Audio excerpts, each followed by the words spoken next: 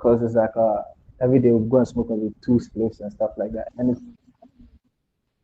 it's distance. So when we're coming back, right? I used to do silly stuff like rob people, stores, and stuff like that. Create a trap. You know how boys are. And then I'm high. I remember one time, as in that era, I remember one time, one of my friends came to tell my mom that I am smoking weed. Why did he come to tell my mom? He snitched on me because he asked me for weed and I didn't give him. So he came to my mom's house and told my mom that I smoke weed and stuff like that. So when I came from town, my mom was like, I was eating. I quite remember I was eating banku. And my mom was like, your friends came here. The friends I used to roll with, yeah, they came here. One guy was keen on accusing me of smoking weed and stuff like that. I was like, Mama, I've never smoked weed in my entire life. Giving her this speech, I have two, what we call the packs, like the small dime bags. I had two in my pocket. As I was telling her this, and then fast forward, the next day was Sunday. The next day, I went to stand in front of the church, right, and told them that, oh, my friends are accusing me of smoking weed. I've never smoked in my entire life, in front of the congregation. That is how far I was willing to take it. And I cut my head down, trying to play that good boy card and all of that. Everybody believed me, and then, so sad enough, I think it was the next day or that evening, we went back into the mountains. Funny, one lady from the church stays around the area, so we were coming back, and this lady was like, "Hey, you, I know you. Ain't you this lady's son?" I was like, "Oh yeah." Then my friends like, "Yo, leave the lady alone. Let's go. We are all high, you can smell the weed on us." So the lady was talking. I was like, "Get close, my lady." "Yo, let's go."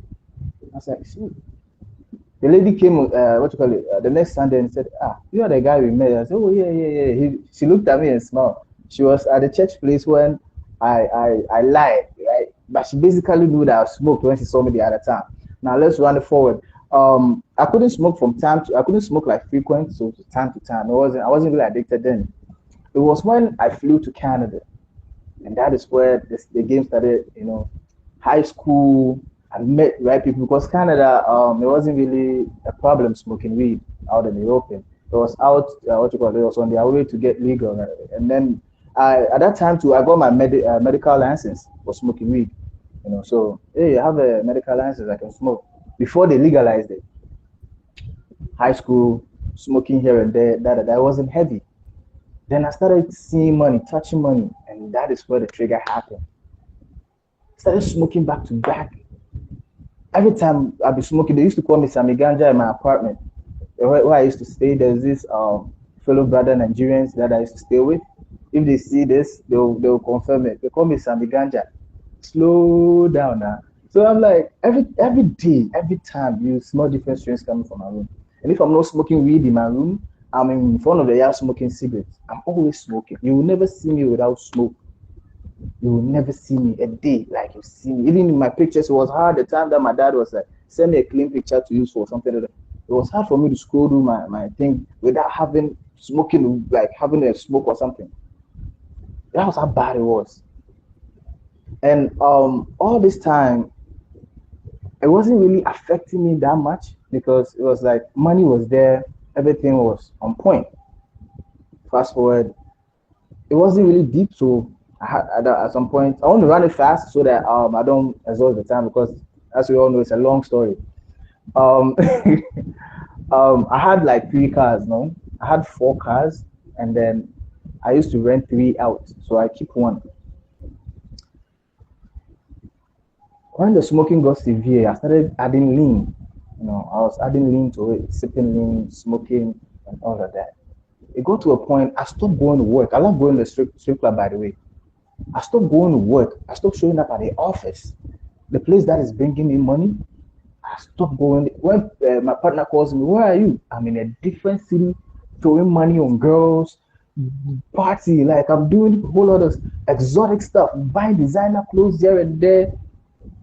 I was high in my head, feeling like, I was feeling some type of like I'm a god or something. I was out of my spirit. Like I felt like Nothing can touch me. I smoke everywhere. Even I had ultrapaces in some clubs for smoking in there. Because smoking is not allowed in some clubs. I was rowdy. I was getting money every other day. Then I got in that illusion world. That made me lose focus on my craft, on what was bringing the money. And that was where I got stuck in the trap. If I wake up, I have to smoke first. Before I go and wash my car, I have to smoke. And after I wash my car, I get a coffee. I'm in the parking lot, smoking, listening to music.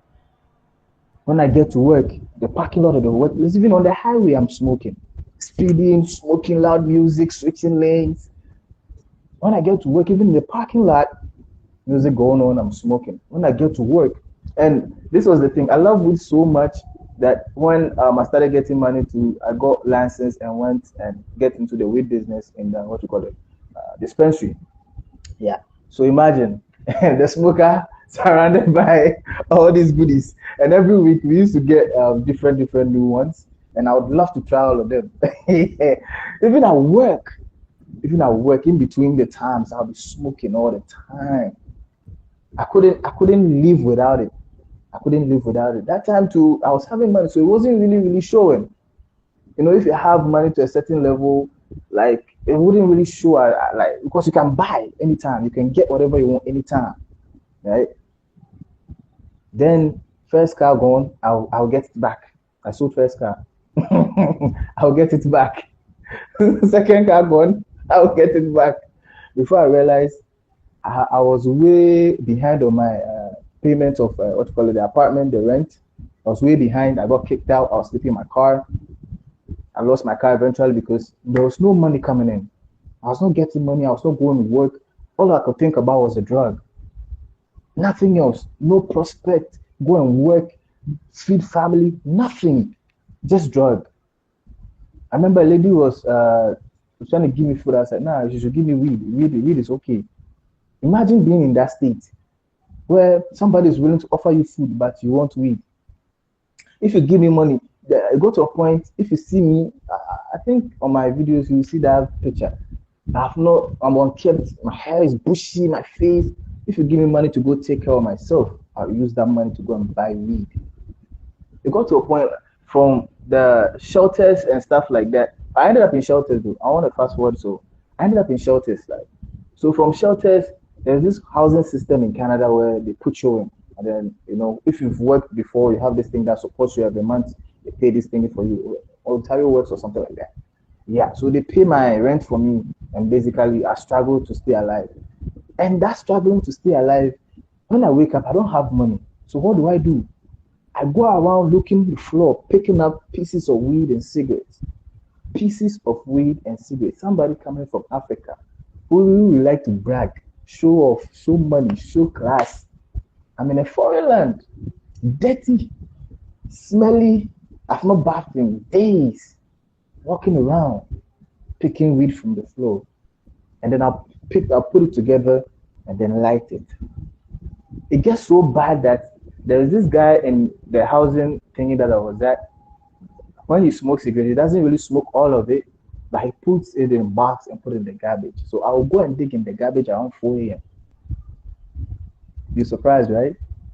4 a.m. I wake up sharp and go and dig in garbage, get all them cigarettes. Yeah, I have to get ready. That's my tool. That is like I could not go to the corner store without smoking. That was how bad it was. I needed smoke so bad. Smoke over everything, anything. And then the best food I could buy for myself for chicken wings, maybe 5 pieces. So my best day is 20 pieces. That's like for $20 or something.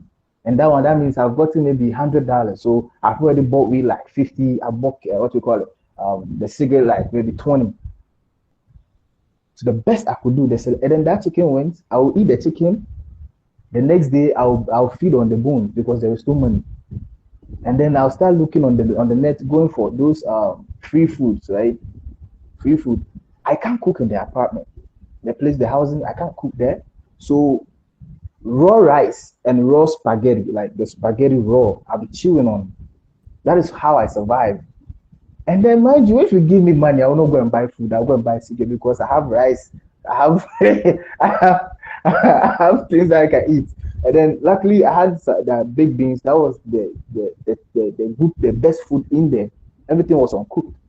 The big beans was the thing that I could eat, and it was just what do you call it? It was just sad. I ended up in asylums more than I can count. I can remember the 3 times I ended up in asylum, the 3 different asylums. Yes, and I was out and I still smoked weed. I still went and smoked. I still didn't understand I had a problem. And then my dad came to visit me one time. That time I was in the housing thing. I was like, son, the way things are going, I think you should try coming back home and let's see what's going on. I was like, okay. In the beginning, they told me, my dad, at the time that I was starting to get success in my life, right? My dad saw it, and then like we met and was like, son, I think it's time for you to go to rehab. I didn't have knowledge about rehab. I didn't understand what it was. So I thought maybe, for crazy people, I was like, Dad, you think I'm a crazy guy? Like, no, I'm okay. Like, I'm not a madman. You're telling me. I didn't understand what it meant to be in a rehab at that time. So, like, fast forward when I got in my recovery now, and I'm like, hey, if I had listened to my dad, I would have been a millionaire, point blank. Because the rate at which I was climbing, you could see that, yeah, the guy is doing well. But attached drug felt like I was on top of the world, and then lack of information. I didn't have the right information. I didn't know much about rehabilitation. I didn't know much about weed. All I know is I love it, we praise it, and all of that. Let's get by the time that I got to Ghana. So I got to Ghana, what we call it. I came with a few dollars, the support system. I came with a few dollars. So in Ghana, it's a good amount. And we people like us, right? Everywhere we go, it's like we have GPS. We know where to go and get our thing. It's like we have GPS everywhere. Drop me in the middle of nowhere. I'll find some place to smoke. It's like magic. when I landed, what do we call it? I got home, settled in, and everything. And I was like, oh, let me just step out, take a walk. I found myself in less than 2 minutes at the bar, already lit a cigarette with one club going on. Mind you, back in the day, they used to call me club. It means like, the club will look at your belly. Club will show food.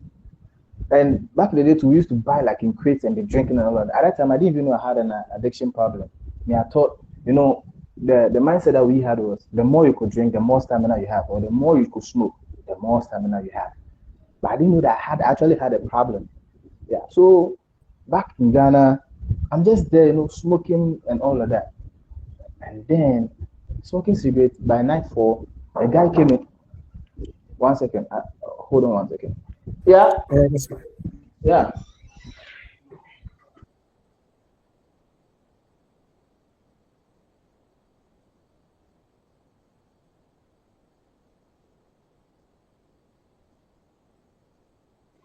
Sorry, guys, I'm on board in a facility. I work in a rehabilitation center. Forgive me. So, what should we call it? Where was I? The guy that interrupted me. Anyway, yeah. So nightfall, there's this guy that came in and was smoking. It was like magic. The guy was smoking just behind the pub. I smelled the weed. I was like, I just went to the guy, smiling, and he passed me. It was, that when you're in that world, when we see you, you know that you're part of us. When you see you, we know that you're part of us. No two ways. He saw me, he smiled, and gave me a pass. I smoked the thing up. I even got another one. That time I came to I had enough money. We even went and reload.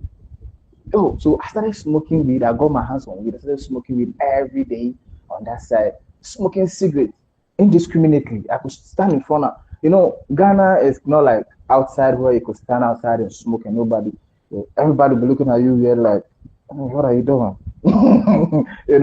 I didn't care. I was just living my head and all of that. And my mom came one time to come and drag me, my mom and my sister to come and drag me out of the pub, right? Because I've been smoking too much. I've been doing too much.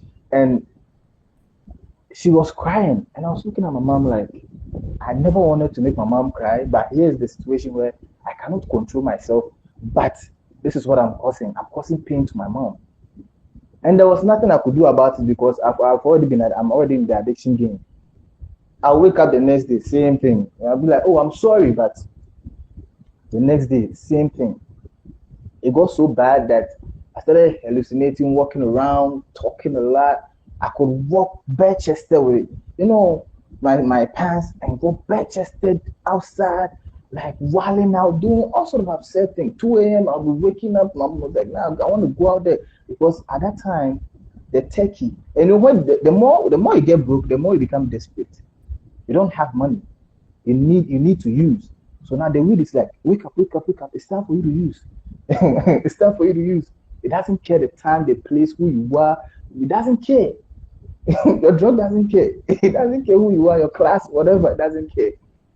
2 a.m., 1 a.m., 4 a.m. My mom has been through a lot with this addiction game that what we call it, caught me.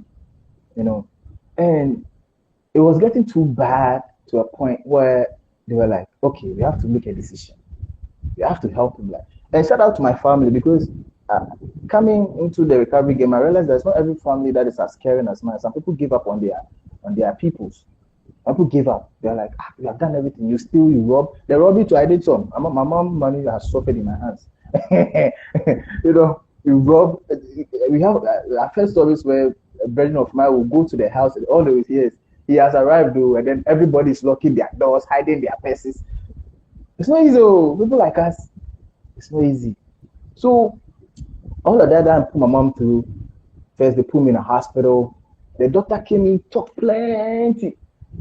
Some of us we read a lot, and then for somebody who has studied and took alliances in the weed business, you can't tell me nothing. I will argue with you, because people come to my office and then they ask for drug to sleep, drug to giggle, and I supply them automatically. Me, I'm a doctor, so you can't challenge me. The doctor come and talk plenty. I'm looking at the doctor like this. That's okay. And then I think one of my uncles reached out and was like, "Have you heard about? I have a son in the city." So no. So okay, we should come around. There's a big house.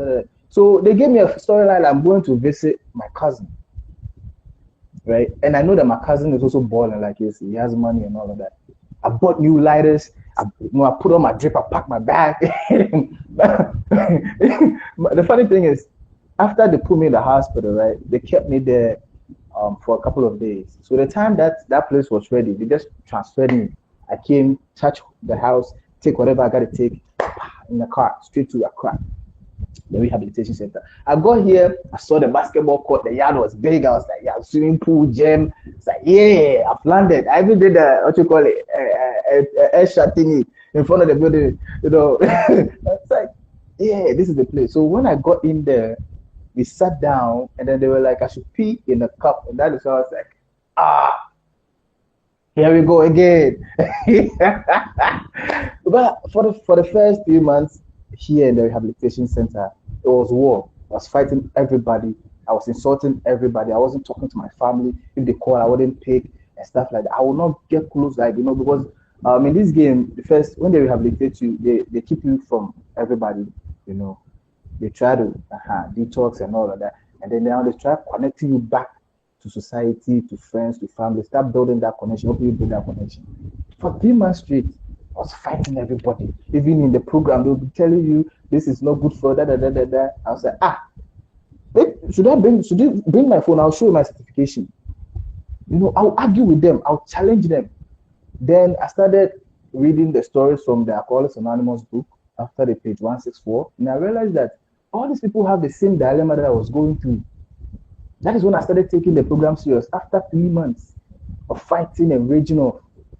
And then I discovered I had a problem with the thing. My body, my mind, it doesn't match with the thing. So what do I got to do? I got to let go.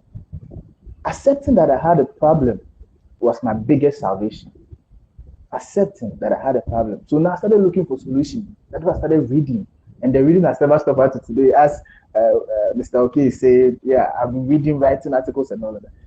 I got interested to know how my body works. How can I protect it? How can I work on myself? It's just been an amazing journey. I'm 2.5 years clean. I'll be 3 years in October this year. My family is happy. Come on, guys, let's celebrate that. 2 years. Let's hear it. Come on. 2 years is not easy. Come on. Yeah. My mom is happy, my family, everybody's happy. I'm like, we are alive. When I came alive, everybody, because addiction is a family disease. It affects everybody around you, especially people that love you, people that care about you. It affects all of them. So it's like you are taking a whole lot of people with you. So when I came in the recovery, started connecting, bonding, I could feel the life, like my family, we are happy. My mom's calling me every day. We talk. My dad, our connection has become stronger. My life is busy. I'm starting from scratch. Let's say way more than like below scratch, but with the help and caring of my family and loved ones, my life is going amazing. Like I work in a rehabilitation center. I'm in a good position. What do you call it?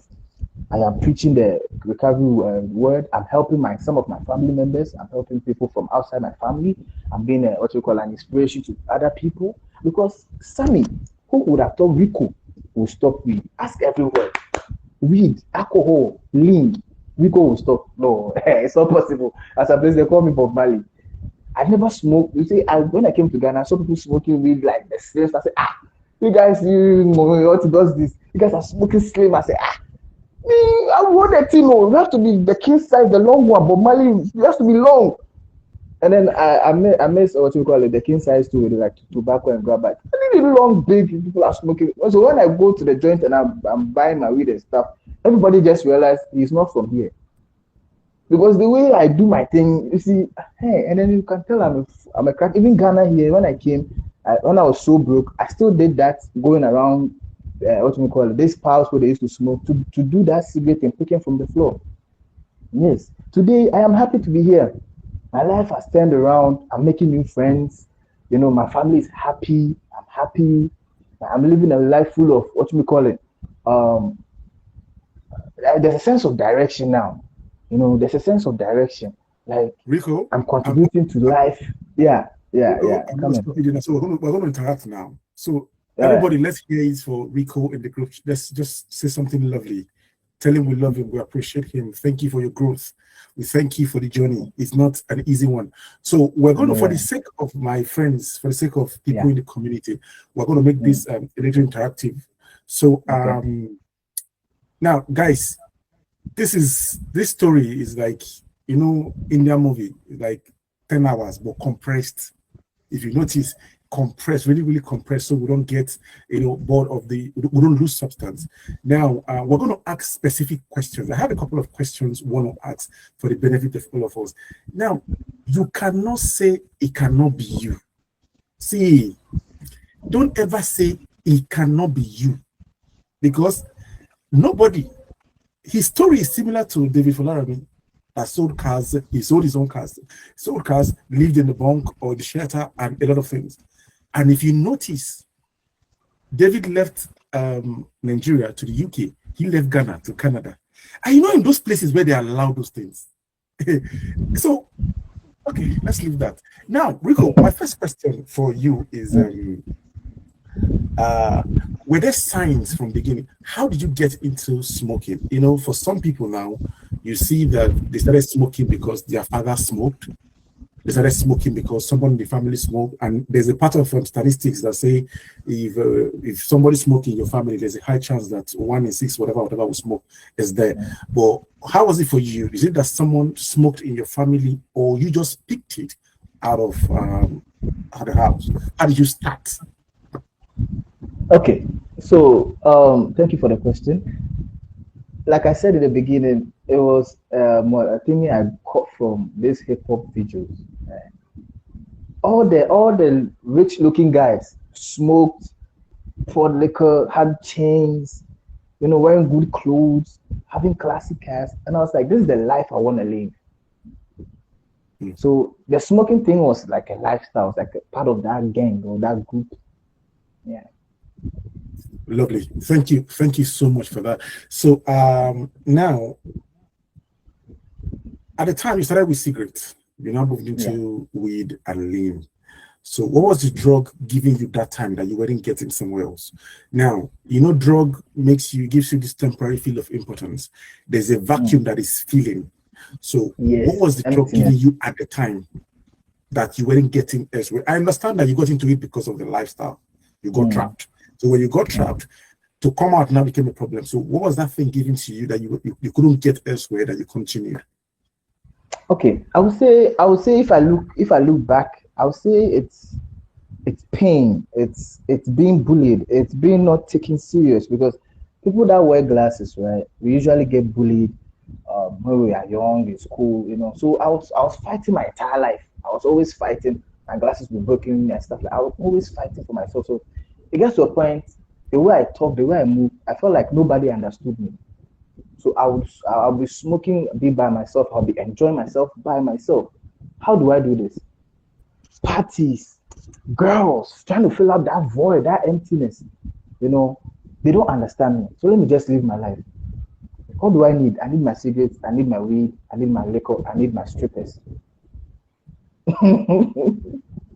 Strippers. Thank you. Thank you. Thank you for that. So another question. Guys, if you have any questions, please get it ready. When I'm done, we can just take one or two questions. At what point did this stop being a choice and started being a need? Now, it gets to a point where you just want to take it casually for the lifestyle, for the drink. You just want to go to the club. Yeah. People go to the club. People don't drink at home sometimes. Some people I know, they just go to the club. They drink only in the club. When they come back home, they don't. So at what point did he leave? Did he leave that place of it's my choice to drink? Now became a need that you wake up 4 a.m. to start looking for cigarette butts to smoke. Yeah. Okay, I would say it's when the work pressure, because I was working and schooling, right? So I was smoking here and there, smoking, and it became a lifestyle. It's like a culture type thing. If you smoke, you're part of the coolest kids. You always have to have a weed, you rolled up and stuff like that. And that time too, I was muscled up. I go to the gym, but I still smoke at that time. Like I was a huge guy. Yeah. I started declining. I think that's where I realized that I was the trap started. I started declining from the weight thing, because at first it was before workouts and after workouts. Then it became in between the workouts. Then it became in between sets. Sometimes I will puff before I will lift. And I got to a point I was like, I'm not even going to waste my time, because the moment I pick it up, I relax or think about something else. So that decline started from that point. And the more money I got, the more drugs I bought. I bought it in pounds. I wanted to. When you don't have it on you, you feel this hunger. But when you buy it in bulk and it's there, you're a little bit at peace. It's like you're okay. I don't know if there are some people that are like me on this platform. They can testify to that. If you don't have it, you feel this hunger, like you gotta get it. Like, no, this itchiness. But once you get like a good size, you're comfortable, you're okay, you can smoke anytime you want. Yeah, basically. Lovely. Thank you. So another thing is I know you talked about how you messed your relationship with your parents. I'm thank God for parents. Shout out to parents, shout out to family, shout out to loved ones. So what did it do to your relationship at that time? Do you have partner? I mean, when you talk about romantic relationship, were you able to sustain a relationship or how did it go with that experience? Okay.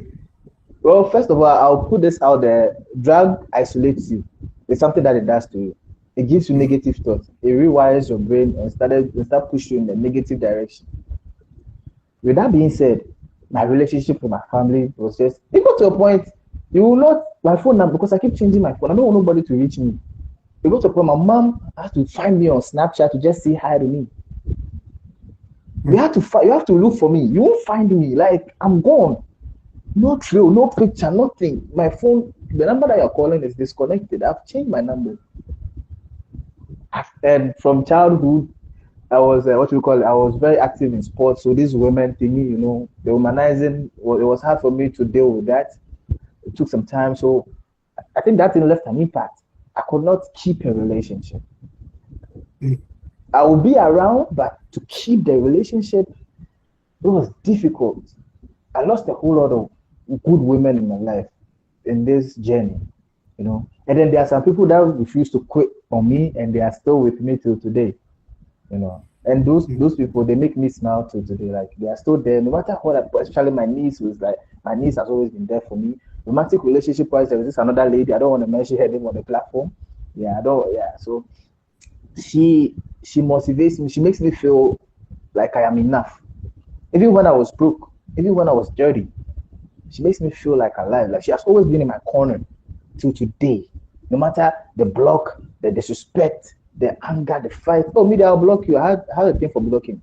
I'll block you. You too. I'll block you. Oh, me, I'll block you. I'll block you. Oh, after all of that, I'll say most of the women or all of the women that I've been with who are testify that before you even get into a good space, you'd have chopped block like 5 times. Now, I had bad when it comes to relationships. I wasn't good at it. Bad. It's recovery that is teaching me a whole lot when it comes to keeping relationship building. So now that I am getting better, they are reaping the benefits. I could see it in their face. I could see it in their reactions. Yeah. Lovely. Thank you so much, because we've one of the things that this job, like you said, it will isolate you to deal with you, because at that time it won't allow you to get any sense of reasoning, any sense of reason rather from anybody. So was there a time in your journey where you were suicidal, where you thought of taking your life? Yeah, but the suicidal thing was, I grew up with that 50-cent mindset. That's how come I started learning how to build my body and all that. I started building my body when I was like 14, 15. I have pictures of that. 14, 15, I started building my body. Like I had that 50-cent mindset, but then drug just made the whole thing up. So having that type of mindset, there are some things you stay away from. I don't know if you understand me. Yeah. Coming from that, there are some things that you cannot put yourself in. That 50-cent mindset gives you that animal's ambition. It was the drug that bled me from my path. If I'm making sense. Or did I deviate your question? No. I get you. I feel you. I got your question. So, at this point, did you ever lose anyone to drug within the shelter? Or did you see anyone that? Yes. I've lost people to. I've lost people. Trust me, this journey I've lost people. I won't lie. Even last year, I lost a friend that the time that I was in recovery here, we used to share a room. We fight all the time. We talked about it like, when is he going to stop? Say he will never stop using, even when he get out of here. And then we heard he overdosed and died. Wow. He just up and died. I don't want to mention his name. His father is a very prominent and well-known worldwide. He just up and died. Overdose. Wow. Wow. It's not easy. Thank you. Thank you. I get. Let's not bring the emotion back. Thank you. So my own final or one second to last question before I take questions from my colleagues here is, I know you were deceived into rehabilitation. You didn't want to go, because I've never seen any drug user that willingly want to go. So it's always like that. So when you discovered that you were there, they brought me here now, so I can't go back, isn't it? So what's that thing? What changed your mind? It's okay, you know what? I don't want to fight this thing anymore. I just want to get better. Yeah, it's the AA book, Alcoholics Anonymous book. The stories that changed my mind. It's the stories. Yes, I started getting addicted to reading. I didn't like reading. Let me tell you a secret about me. I hate reading books. No picture book. And when there's plenty, I never really, growing up in Ghana, in the chest of a woman, and then Grief Child. These books, Grief Child, I've never read it. In the chest of a woman, it was quite entertaining, so I was able to finish it. Apart from that, no. It was here that I really learned that skill of reading big books, like, because the story caught me. I loved reading at that point when the story caught me. I was like, there's a whole lot of knowledge in the book. So I started reading a lot of books. I started diving into books. I started investing into books. Even when I got my privileges of having phone and stuff like that, I was like, they should give me time. I dove more into books. That was my new world. I've discovered something amazing. And then that spark came from there. So today I read a lot. Because all the knowledge, right? I believe there are secrets to this world. They are all hidden in the book. and we are just too to notice. Yeah. Lovely. So reintegrating back into the society, it might not really be easy, because some of these things you're still going to be seeing them, especially in a country that permits some of them, you know. Yeah. So are there still hard days? How do you handle moments where it feels like it gets difficult? Because it's not just easy to snap. And 2 years, on behalf of the ICHAD project, we're going to give you a badge. Yes, for 2 years, we're going to give you a badge. We'll do that. Then every year, by the grace of God, we're going to be giving you a badge as soon as you reach. So by the time you reach your 10th year, we'll celebrate you big time. It's a promise. So Jamila, please take note of that. Thank you for not dying. Thank you for doing this life with us. So how do you what's the word now? How do you handle hard days? How do you really handle things? Now reintegrating back to society, you see these things, sometimes you watch movie, you still see this 50 Cent, your dream. So how do you handle that? Okay. In the beginning, after the recovery, early fresh started, if you start seeing those things, it triggers you a little bit. There's still triggers and all that, but I'm at the point where I feel like, nah, I'm not really going to go into that. So it doesn't affect me as much as before. But at first, in the beginning, right, when I see white people, when they light the cigarette, they swag, I could feel it in my body, like, ooh, okay, and I see those things, it's like a trigger and all of that. And thank God for this game, and thank God for these people, these lovely people here who gave me a position and something to do to pass the time, and it further developed this passion to jump into this world and help or motivate people like me. When they gave me this opportunity, right? It's like this place is like your own kind of world. You're away from the world, so I barely step out of there's nothing out there for me. I know what is out there. The time since youngin, I was always outside. I've never been in the house. I've always been outside. Now I'm grown. I've been through a lot. I've seen a lot, and I'm here today. And I know the truth, and I know the truth about myself. There are some places I don't put myself in there, like I've mastered it. No, I don't put myself in certain situations. I stay away from trouble. Even in my area, when I go out, they ask me, did you travel? I say, no, I'm around. I come outside to come and do what? Everything I need is here. I read. There's a library here. There are people I talk to. I have fun. I watch movies. I learn, write articles. I do.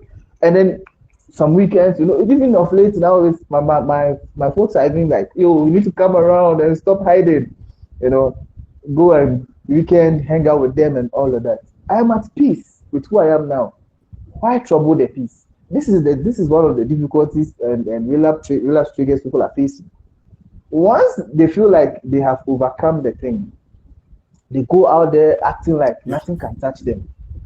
And that is very dangerous. That is a no-no.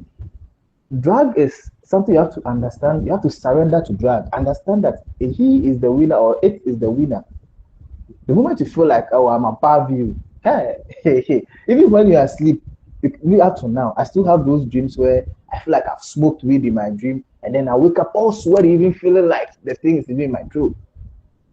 This is the consequences of using drugs over the years. And then you still want to go and hang with people that are doing that, go to places. I don't go to bars. Even if I drink, I will not go there. I've stayed away from some things. I've changed the place where I enjoy myself. Now it's like beach, poolside, family hangout, engaging things like bike ride, those things. You will not find. Strip club is a no-no. I'm not going to strip club again. Club, I'm not going there again. What am I going to find for them? Let's be honest. What are you going to look for? Somebody who is in recovery. You know what drug did to you. What are you going to look for in the strip club or in? There's nothing there for you. Be honest to yourself. There are other ways to have fun. Plenty. Choose one. And from somebody, you should know that it means a lot for somebody who loves strip club. Every weekend, I'll go to the strip club. Every weekend, I'll go to the strip club. The Saturday morning, I'll go to the beach. The evening, I'll go to the strip club. So imagine, I've left all these things away. That's how come I'm keeping my recovery till now. I stay away from trouble. And I don't act like I am bigger than somebody, I am powerful. No, I still respect my boundaries. I still respect that anything can happen to me, because people have more years, more clean time, and they still relapse. So I need to be careful with the way I move. Very careful. No matter how the world have received me now, or my family has received me, I still need to be on point. Yes, that is the secret. Thank you very much. Finally, I want to ask a very personal question. Are you in a relationship now? Are you dating? Like I said, there is this beautiful woman who will never give up on me, and that is who I'm talking to. So lovely. Now, the reason I ask now is, when people, Jay Martins, when people come out of this, there's this stigma that people have. Oh, I don't want to do life with them. I don't want to do blah, blah, blah. So, do you think you're ready to lead a relationship? And do you think whoever you are doing life with will respect this you now? I believe she already did. She's known me from the time from growing up. Right? She's known me the way I was before the drag thing and all of that. So she always reminds me like, you are better than this. You know you are better than this. You know you are bigger than this.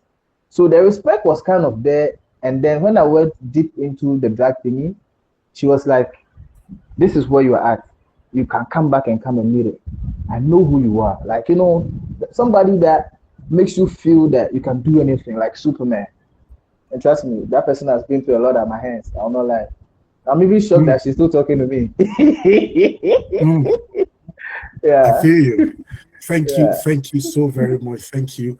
One thing I want to say, so I don't forget, is that we're going to bring you back for a bigger conference.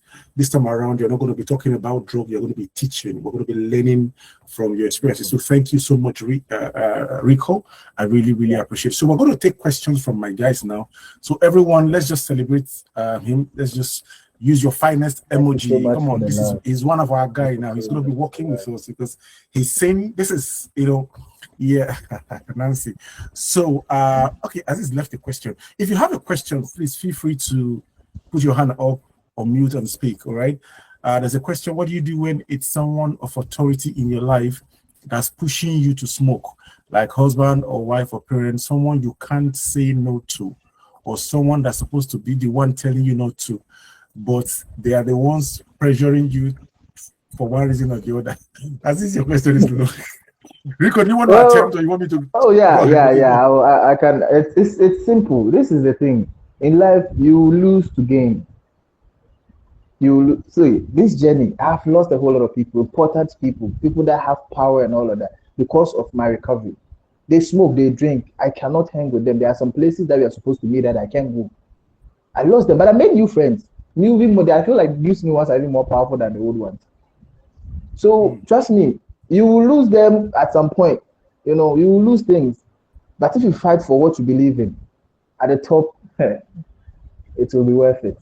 Thank you, Riko. I think I'm not going to say anything. Aziz, I hope that question, and I know that question is not for Aziz, he asked for somebody, but I hope whoever the person is now will get clarification. So do we have any other question that want to ask? Nothing personal. Don't ask about this personal question.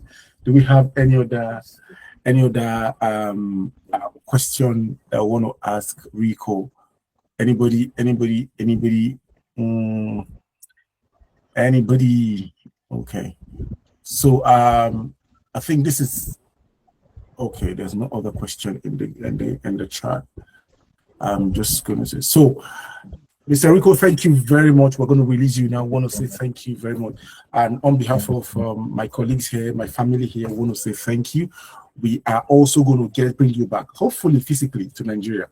We're also going to bring, hopefully, we're also going to do life with you because we're happy for your growth, we're happy for your progress, and we are here for you. So, like I said, in one of the ways that we're going to encourage you is every year we'll give you a badge. Every year we'll give you a badge. So that by the time you go to your closet and you see 10, you can't even go back. You can't go back to that life anymore. By the time you start seeing those things, And I thank God that it didn't ruin you. And one thing I've noticed is a pattern. Most of the good guys that come out of this, they end up helping people. And there's another guy I'm going to introduce to you. His name is David Folaromi. He's doing an amazing job, the same like you. He was in the UK, messed with drugs. Right now, he's advocating for the same thing. So, ladies and gentlemen, you guys have heard it from someone, from first-hand information. So, someone that has, see, like I said, the highs you have seen it, the lows you have seen it. So what is there again? So Mr. Riko, thank you very much. Everyone, let's just put a thank you in the chat as we thank you so much. Thank you so much. We're grateful. And we want you to have a lovely night rest while we get into the second phase of this meeting. Thank you so much. After this, I'm going to give you a call and we'll have a chat here. Thank you and have a lovely night rest. All right, you too. Thank you so much. Yeah. And yeah, okay, he's gone. Right. So we're going to make the video available, and we're going to also ask him if we can post it on our YouTube so people can, learn. So I'm going to stop recording now. Then we can just do one or two catch up as usual